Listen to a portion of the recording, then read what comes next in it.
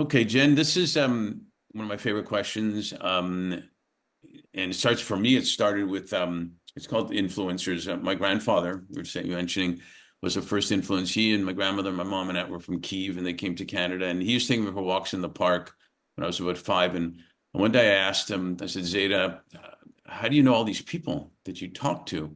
And he said, well, that person over there, I smiled at him once and he came over and we started talking and we were laughing. And while that happened, another person came over and smiled at us and said, what's so funny? And became our friend also. And as a 5-year-old, I was trying to figure this out. Well, this is easy to make friends and make people feel better because I saw he felt better too. And then you learn more as you get older. That's brilliant, brilliantly simple, actually. And so we all have people sometimes in a second, sometimes in a lifetime, and sometimes we don't even know they've influenced us. Do you think you could share if you have one or two or three people that you think have been influential in your life? Yeah, thank you. Much like you, my grandfather was my hero. He was the first one to hold me when I was a little girl. He had fought in 2 wars and got a Purple Heart.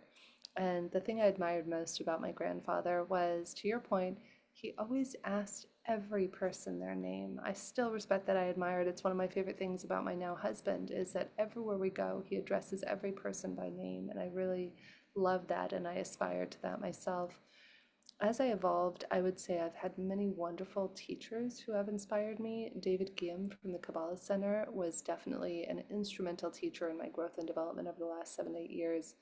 As I remember, I went through my divorce a couple years ago, and I asked him, I said, David, how do I know if I should go through the divorce or not?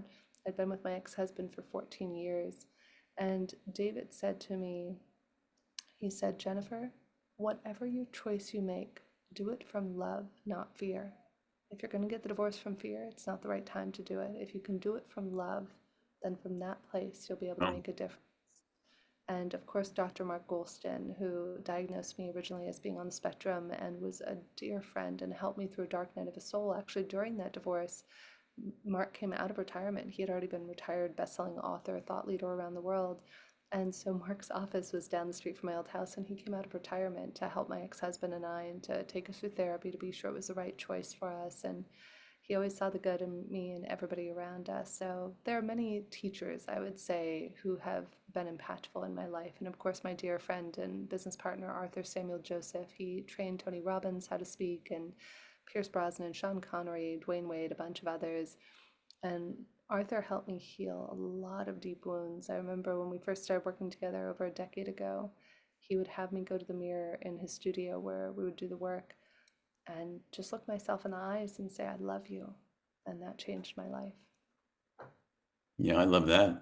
That's great. Thanks for sharing that.